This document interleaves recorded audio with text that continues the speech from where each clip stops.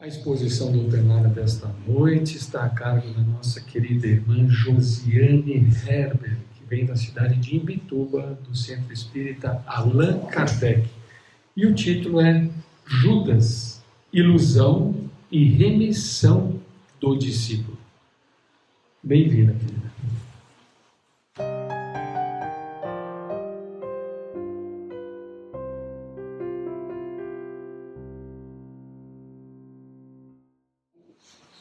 Boa noite, que a paz do Mestre Jesus esteja com cada um de nós esta noite.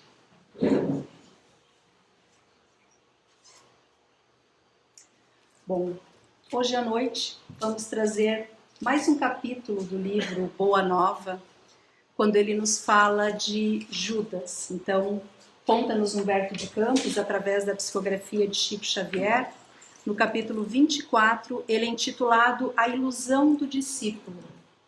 Muito interessante essa experiência, porque passou Judas, que ora nós temos uma visão daquele em que jogamos pedras, né?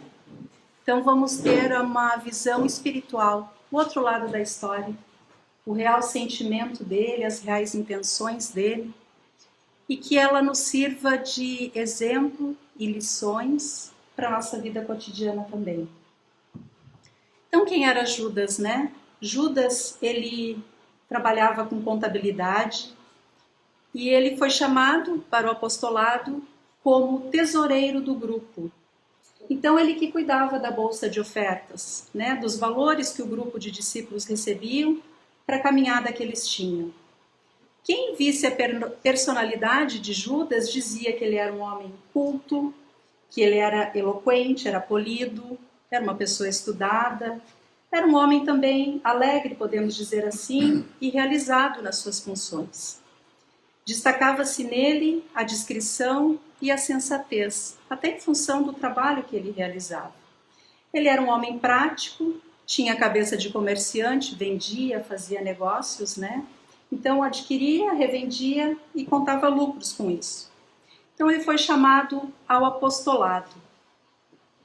Em tarefa junto com o Messias e os demais apóstolos, uma coisa não ficava clara e confortável para Judas. Como que o mestre era tão manso, era tão bom?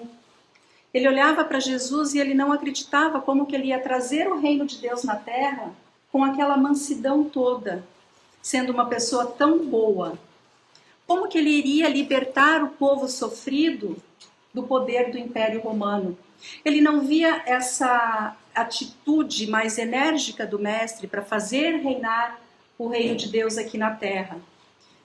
Então teve um momento que ele conversava com Tiago e Tiago disse para ele: mas Judas, você tem que entender que ele veio edificar o reino no coração das pessoas. E não vai ser através de guerra ou através de uma luta mais evasiva. Mas ele não conseguia atender como que aquela atitude do mestre iria atingir os mais poderosos, aqueles que realmente mandavam, os políticos da época, o Sinédrio. Judas não via essa atitude no mestre. Sem o apoio das autoridades, sem o apoio de César, ele achava que ia ser fracassado aquela luta, que ele estava lutando sozinho. Mesmo assim, Tiago insistia com Judas, dizendo: Judas, mas o reino de Deus não é deste mundo. Você não pode sobrepor a superioridade do Cristo, pois ele sabe o que está fazendo. Mas ele não compreendia quando Tiago conversava com ele. Ele achava que aquela comunidade, né, precisava de alguém mais ávido, mais incisivo, porque era muito sofrimento. E acreditava que aquilo tudo que Tiago dizia era excesso de teoria. Na prática não funciona dessa maneira, ele dizia para Tiago. E assim os dois discutiam esse assunto, mas Judas não se convencia, por mais que Tiago argumentasse. Tiago dizia para ele: os poderes do mundo são transitórios, e não é com os poderes do mundo que o mestre trabalha. Você precisa respeitar Jesus. E ele não conseguia compreender. Tiago insistia que as ideias do Cristo vinham do céu, que amor e sabedoria faziam parte da base do Cristo, dos ensinos que eles estavam professando. Mas Judas não conseguia se convencer. E quem de nós será que poderia apontar o dedo para Judas nesse momento, né? Quando a gente reflete nessa atitude dele de não ouvir o colega, de não prestar atenção no Cristo, de querer fazer as coisas à nossa maneira, sem compreender o tempo de Deus, sem compreender esse amor divino que tudo espera, né? Então, nós pedimos orientação para Deus, para Jesus, para o nosso caminho, mas a gente não ouve a resposta. Nós ficamos afoitos para resolver tudo rapidamente. E não foi diferente com Judas. Ele também não queria esperar esse tempo. Ele queria resolver. E Tiago insistia: as conquistas do mundo são cheias de ciladas para o espírito. Por vezes fazemos a nossa maneira e nos arrependemos ali na frente, né? Ai, se eu tivesse pensado. Ai, se eu tivesse esperado um pouquinho. Ai, se eu tivesse escutado tal conselho. E às vezes nos precipitamos. E assim foi com Judas. Nessa precipitação, qual era o plano dele para ajudar Jesus? Era fazer uma aliança com os romanos e com as lideranças judaicas. A proposta dele foi a seguinte: entregariam o mestre, prenderiam Jesus, Judas seria nomeado oficial daquela corte, tendo privilégios políticos. Com esses privilégios, ele assumiria a liderança de uma guerra, de uma revolução armada, travaria essa guerra pela independência de Israel. Com isso, libertaria Jerusalém do poderio romano. Então a ideia, a intenção dele era boa. Depois da guerra pronta, de tudo resolvido, ele faria o quê? Libertaria Jesus e diria para ele: mestre, teu reino está pronto. O mestre não precisaria sujar as mãos. Ele não precisaria se envolver em embates, já que ele era puro de coração, já que ele tinha essa doçura. E Judas se preocupava em Jesus não se dispor dessa maneira. Então esse foi o plano dele. Já fiz tudo, está pronto. Agora, como ele tinha autoridade, poderia libertar Jesus e assumir esse reino de Deus aqui na terra. Mas não foi bem assim que aconteceu. Na sua ingenuidade, ele propôs esse acordo, recebeu algumas moedas em troca disso e entregou o Mestre Jesus, acreditando que receberia essa confiança de um cargo, acreditando que poderia colocar em prática os seus planos. Então ele procurou Caifás, depois que ele entregou o mestre, que o mestre foi preso, arrependido. E ele disse: você me prometeu, você não me concedeu esse poder, você não me concedeu, né, a chefia da guarda. E Caifás riu dele. Riu dele e disse: eu já te paguei por isso, que foram as 30 moedas. Então o sentimento de culpa invadiu o coração de Judas. Ele se arrependeu profundamente, ele disse: eu pequei entregando um sangue de um inocente. Eu errei pelas minhas vaidades, por acreditar nos poderes do mundo, por acreditar no homem do mundo. E ele simplesmente respondeu: o problema é teu. Que temos com isso? Essa passagem está lá em Mateus 27, 3, 5. E Judas saiu desacorçoado dali, deixou cair as moedas pelo chão e ele acompanhou de longe todo o processo do Calvário do Mestre. E a dor, o remorso tomou conta dele. E caminhando, perdeu-se na vaidade, refletindo sobre o ato que ele tinha cometido. E naquele instante o céu se cobriu de nuvens, de raios, de trovões. A consciência do discípulo ficou totalmente atormentada com isso. Ele queria imediatamente sumir deste mundo.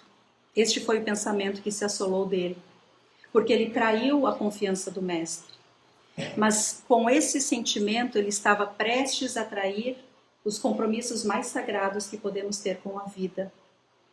E apesar de todo aquele vendaval, aquele tumulto todo que estava tomando conta do ambiente naquele momento, ele recordava mesmo assim as palavras do mestre: eu sou o caminho, a verdade e a vida, ninguém vem ao Pai senão por mim. Mas aquilo para Judas foi como uma faca no peito, ele não conseguia suportar, lembrando da benevolência do mestre e do que ele tinha feito. Nesse momento ele não suporta a dor, retira-se e se suicida. Tamanha foi a vergonha, tamanho o arrependimento de Judas, mas sem as noções ainda que ele estava tentando contra a própria vida. Seria ele o apóstolo que exigiria de Jesus a mais alta dose de amor? Se nós vemos Judas simplesmente como um traidor que vendeu Cristo por moedas, que entregou o Cristo, será que não era ele que despenderia muito mais amor do Mestre? Porque ele era o apóstolo que ele tinha a maior dificuldade em entender que o reino de Deus era obra no coração dos homens. Não uma obra física, não uma guerra, uma luta armada. Então esse processo de Judas, a gente percebe que trouxe consequências muito grandes para a humanidade. E naturalmente, qual de nós não nasce com tendências superiores ou inferiores? Que por vezes nos deixamos levar pelas nossas paixões, pelas nossas vaidades, por dinheiros, por orgulho. Então somos iguais a ele muitas vezes. Então, se nós deixarmos essas tendências nos dominarem, qual vai ser o resultado? Infelicidade por estarmos nos afastando das leis de Deus, das leis divinas. Mas Judas não nasceu para trair Jesus. Ele não veio com esse papel predestinado. Era inevitável esse desfecho da passagem do Cristo, mas a maneira com que aconteceu. Porque nenhum de nós vai nascer com a tendência de fazer o mal. Ele já nos conhece de antemão, já sabe das nossas tendências. Se assim o fosse, Jesus não teria chamado ele para o apostolado? Sabendo dessas influências dele, sabendo dessa vaidade dele. Então, muitos reencarnam com compromissos sérios assumidos, a gente promete fidelidade, mas quando a gente está na carne, nós ainda nos deixamos levar pelas nossas inferioridades. Assim como foi Judas. Ele sucumbiu ao poder, à vaidade, ao orgulho. Então, essa visão distorcida que ele teve do Cristo corroeu a alma dele, de dor e sofrimento. Mas é muito difícil resistir a essas tentações ainda da nossa inferioridade, tanto que pedimos na prece, livra-nos do mal, e livra-nos de qual mal? Daquele que ainda reside em cada um de nós, não dos males externos. Mas foi necessário esta situação, foi necessário que ela viesse à tona, foi necessário esse escândalo para que o discípulo pudesse se redimir.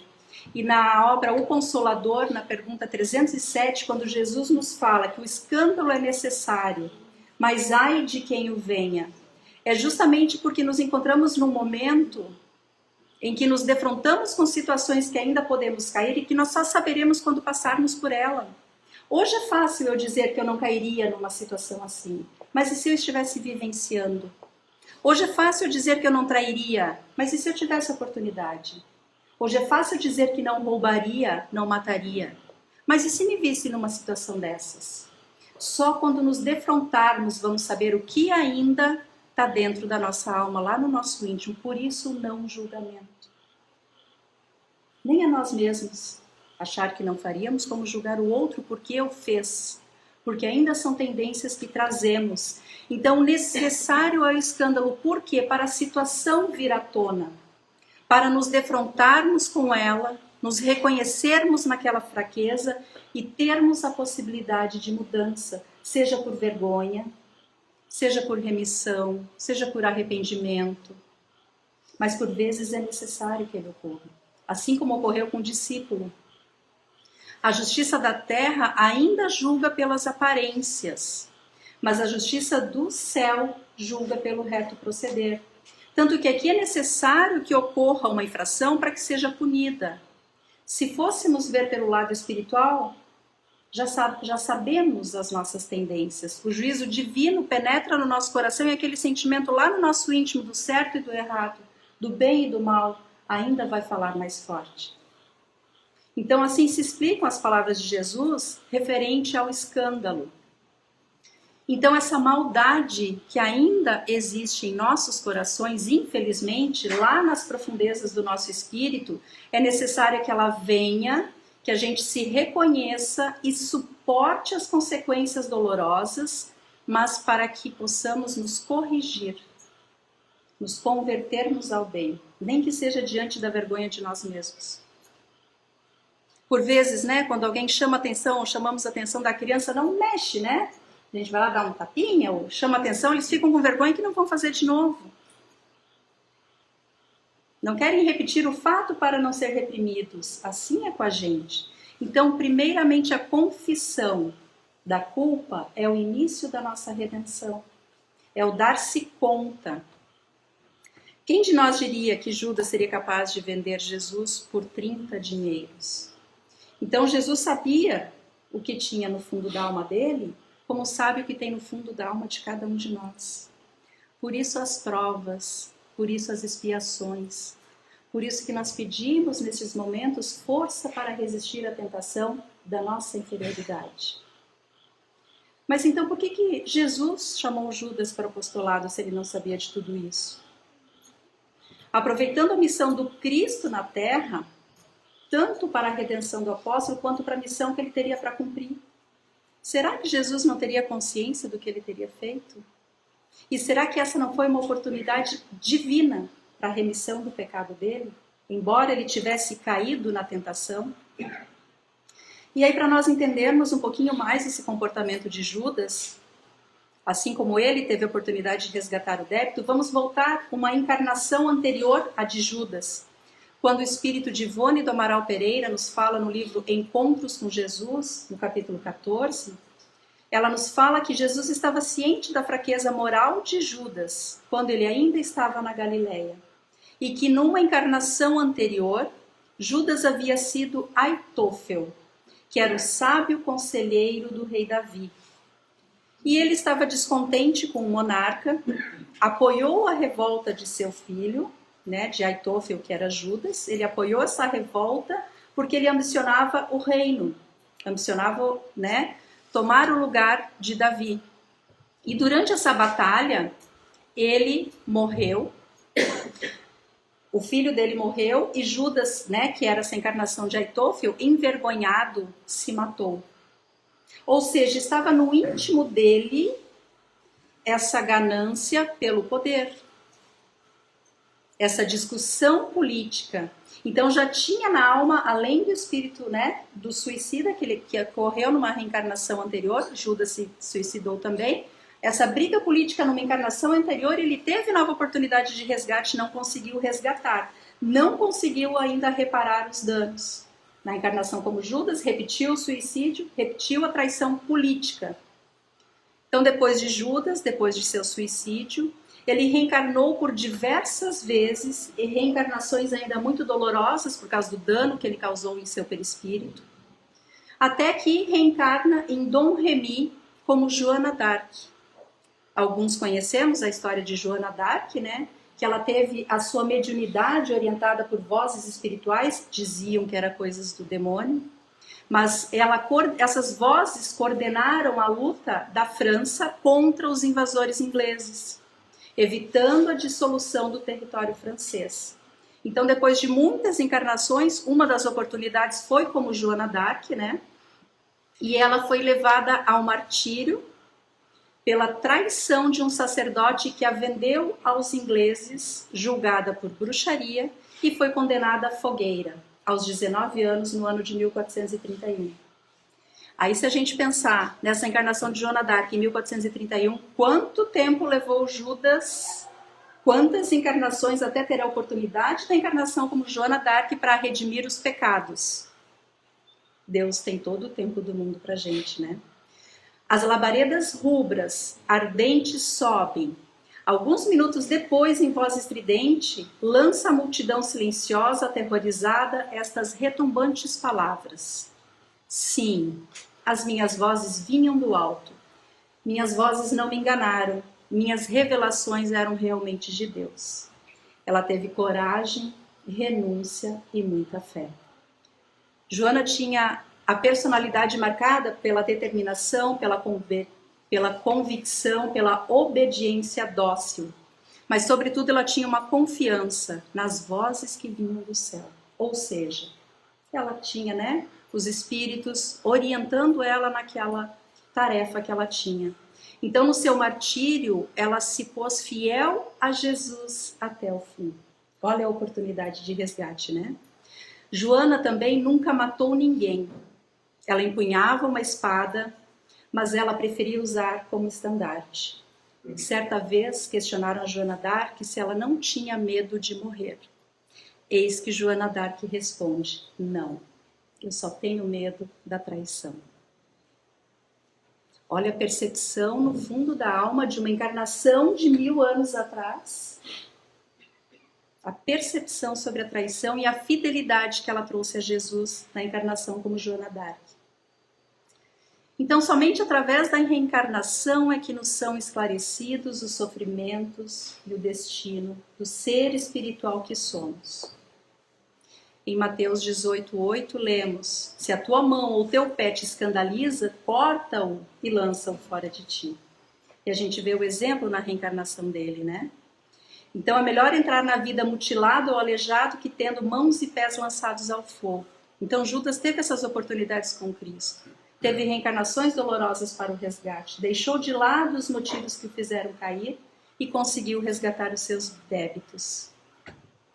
E aí ele nos faz pensar em muitas reencarnações que vemos ainda, né?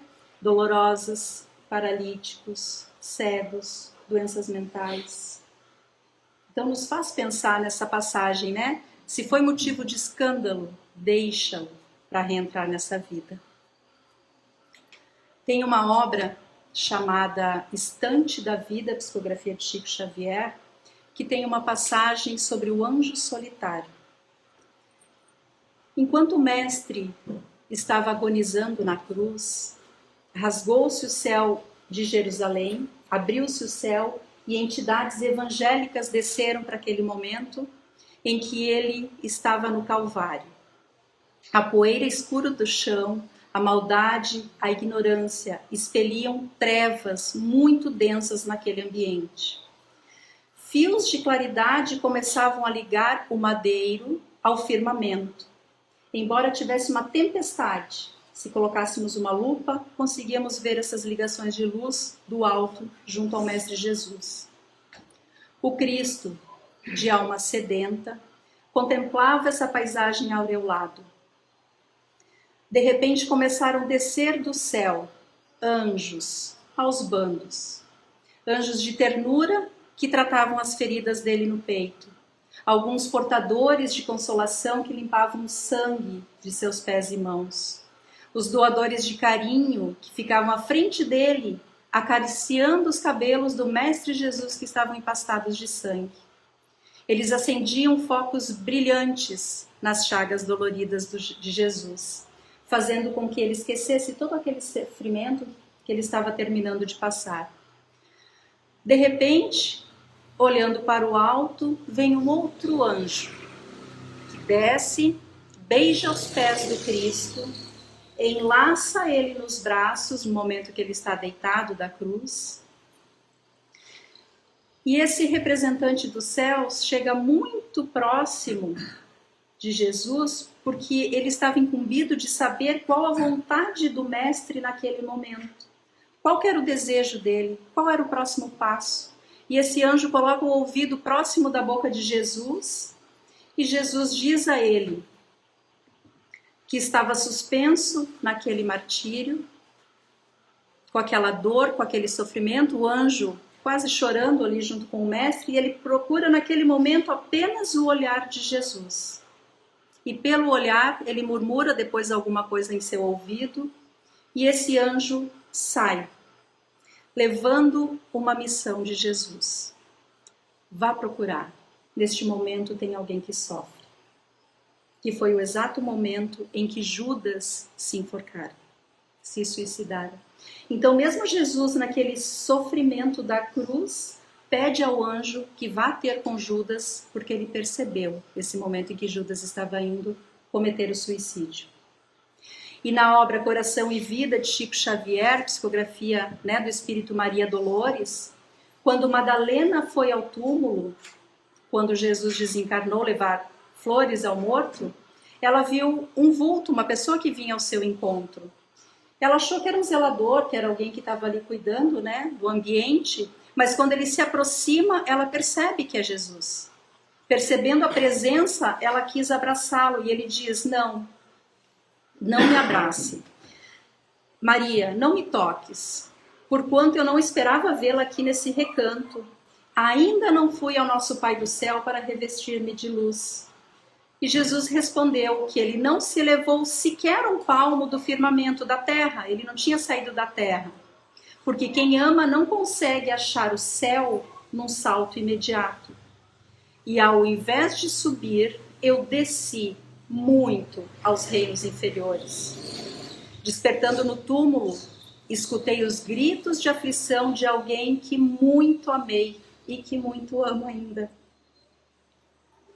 Embora visse além a luz sempre mais linda, ele sentiu nesse alguém amado um companheiro muito querido em crises de tristeza e de loucura. Jesus, então, conta a Maria que foi à sombra abismal para procurar e reencontrar ele que estava tido como louco. Ele não conheceu Jesus quando Jesus se aproximou dele, mas Jesus chegou perto dele, tomou-o nos braços, afagou o seu cabelo, até que, enfim, ele pudesse adormecer. Então, como Cristo desceu nas profundezas abismais, pela dor de Judas, ele não pôde abraçar Maria Madalena naquele momento, porque ele ainda estava impregnado naquela psicosfera. E ele continua falando para Maria: Maria, um amigo não esquece a dor do outro amigo que cai. Antes de me ater à celeste alegria, ao sol do mesmo amor a Deus em que te enlevas, vali-me após a cruz das grandes horas mudas.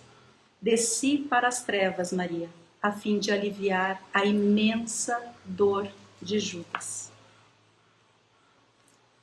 E ainda no livro Crônicas de Além Túmulo, no capítulo 5, quando nos falam sobre Judas Iscariotes, isso após o desencarne dele, após o momento em que Judas já havia redimido de todas as suas culpas e de todas as suas faltas, nas margens do Jordão, alguém estava passando por ali e viu um homem sentado. Perguntou ao companheiro: quem é aquele que está sentado às margens do Jordão? E o companheiro lhe diz: aquele é Judas. Judas? Como assim? O que ele faz aqui? O repórter perguntou, chegou para ele e perguntou: mas você é mesmo Judas? O que está fazendo? Ele falou: sim, sou eu mesmo, enxugando as lágrimas em uma túnica. E ele perguntou se é verdade tudo que falavam sobre ele no testamento. E ele disse que sim, mas não da maneira como falavam. Ele realmente entendia que o Sinédrio desejava o reino dos céus, planejado por Jeová, ferro e fogo, e Roma queria o reino da terra. E ele, naquelas forças antagônicas, queria poupar Jesus de todo o trabalho. Ele era um dos apaixonados pelas ideias do mestre, porém, o seu excessivo zelo pela doutrina fez sacrificar o Cristo. Então, acima dos corações, ele via a política como arma na qual ele pudesse triunfar, obtendo a vitória através do ato que ele cometeu. Então ele entregou, mas ele, com muito remorso, entendeu que o suicídio era a única maneira dele se redimir das faltas. E aí o companheiro perguntou: mas você não se salvou pelo seu arrependimento? Ele disse: não, porque o remorso é uma força preliminar de trabalho reparador. Depois da minha morte trágica, eu submergi em séculos de sofrimento expiatório das minhas faltas. Paguei até o último ceitil. Eu sofri horrores nas perseguições infligidas por Roma em outras reencarnações. E mesmo depois de doloridas reencarnações em que ele pôde se resgatar, ele se entregou ao amor do Cristo, até que ele foi aceito novamente no colégio apostólico. Mas Judas fazia questão de visitar aquela região aonde foi o palco do degredo dele. lembrando sempre os divinos passos do Mestre Jesus quando ali ele retornava. Então ele sente a injustiça dos companheiros que o abandonaram. Em todas as homenagens que são prestadas a ele, ele relatando, né? Eu sou sempre a figura repugnante e traidora. O olho compadecente que me acusam sem refletir se podem ou não atirar a primeira pedra. Ou seja, primeiro acusamos a ele, sem saber se a gente tem condições de atirar a primeira pedra. Sobre o meu nome pesa a maldição milenária, como sobre essas terras cheias de miséria e de infortúnio. Pessoalmente, eu estou saciado de justiça, porque já fui absolvido pela minha consciência no tribunal dos suplícios redentores. É verdade, eu negociei o Cristo, mas nenhum dos que traem o Cristo se enforcam depois de vendê-lo como eu fiz. Por isso o tamanho da minha dor e do meu arrependimento. E aí nós refletimos, né, através desse relato de Judas, que Deus jamais seria justo se nos pusesse aqui, que nós faltássemos sabendo de nossas possíveis faltas e ainda pisar em cima de nós. Nós caímos pela nossa inferioridade, nós devemos pelo arrependimento nos redimir através das nossas atitudes, através do nosso comportamento, através do cumprimento das leis divinas. Assim como ele teve essa situação e que veio à tona através do escândalo, as situações que nos colocam em prova, que saibamos refletir. E se eventualmente cairmos ainda nas tentações das nossas inferioridades, que nós saibamos então nos arrepender, nos redimir e reiniciar. É como nos ensinou Chico, né? Todos temos a oportunidade de fazer um novo começo. A gente não está fadado à imperfeição eterna. A gente não está fadado a sempre errar. Mas todas as oportunidades que nos chegam devem ser bem aproveitadas. E hoje, com a consciência da reencarnação, do ser espiritual que somos, da bondade de Deus, de todo o tempo que Ele tem disposto a nos esperar, a nos aguardar essa remissão, a gente deve fazer valer. Então, a exemplo de Judas, né, que possamos agora vermos ele com outros olhos. Ele falhou por amar demais, por se deixar levar pelas paixões. Que a gente reflita, então, né, em nossas atitudes, em nossos comportamentos. E oportunidades, elas são iguais para cada um de nós. Agradeço a oportunidade. Uma boa noite a todos. E que a paz do Cristo esteja com cada um de nós.